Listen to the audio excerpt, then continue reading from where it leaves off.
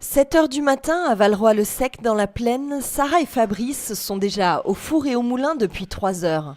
Des tabliers blancs de farine, la chaleur du four à bois et l'odeur du pain règnent déjà au fournil des copains. Ces deux-là ne se destinaient pourtant pas à être boulangers. Sarah occupait un poste de responsable informatique chez Michelin à Clermont-Ferrand. Un jour, elle décide de revenir à une vie plus simple. Elle plaque tout et ensemble, ils atterrissent finalement dans les Vosges en 2008. Ils se construisent une maison de paille, un fournil, mais aussi un hangar agricole parce qu'ils sont paysans avant d'être boulangers.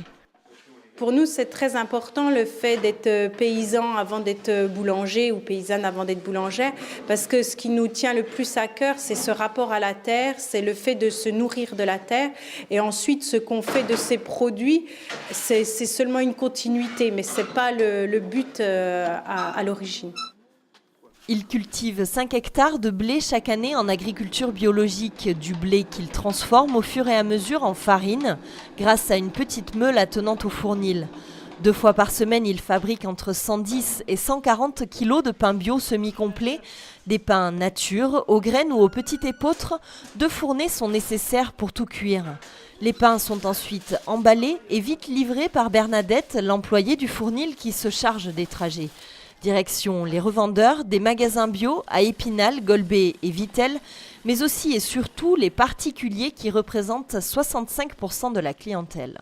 On travaille majoritairement en vente directe, ça veut dire que ça peut être soit des gens qui veulent du pain sur leur lieu de travail, soit des particuliers qui s'organisent entre eux pour avoir leur pain frais dans leur village 2 jours par semaine.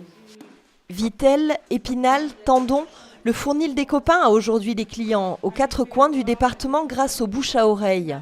Vente directe, livraison à domicile, peu d'intermédiaires et des produits locaux, c'est ce qu'on appelle le circuit court. L'idée, c'est de travailler le plus possible en local, aussi bien par rapport aux produits que par rapport à la clientèle et même aux magasins. Sarah et Fabrice mettent en effet un point d'honneur à se fournir au plus près de chez eux pour tous les ingrédients qu'ils ne produisent pas eux-mêmes et toujours en bio évidemment.